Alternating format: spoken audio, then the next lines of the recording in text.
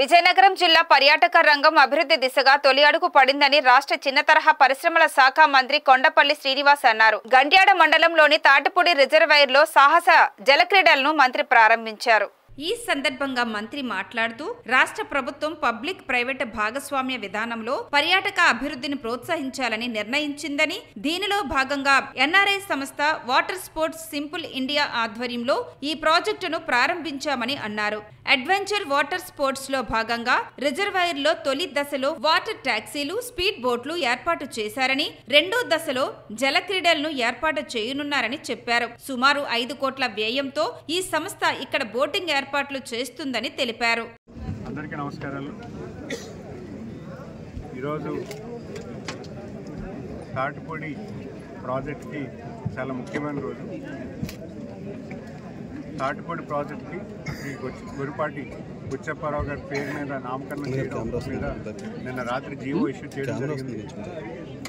ఆయన స్వతంత్ర సమరయోధులు. అంతేకాకుండా తాటిపూడి ప్రాజెక్టు నిర్మాణానికి ఆయన చేసిన ప్రయత్నం ఎంత అంతా కాదు.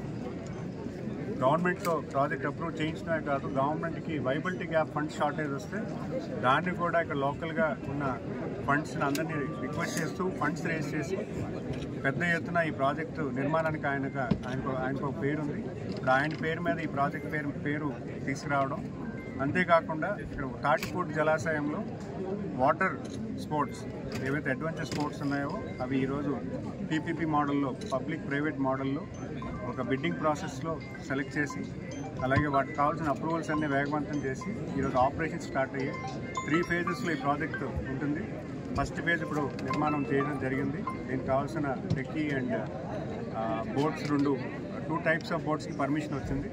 అలాగే స్పీడ్ బోట్స్ కూడా సెకండ్ ఫేజ్లో స్టార్ట్ అవుతున్నాయి. అండ్ థర్డ్ ఫేజ్లో ఇక్కడ వాటర్ హౌస్ కూడా పెడతామని చెప్తున్నారు.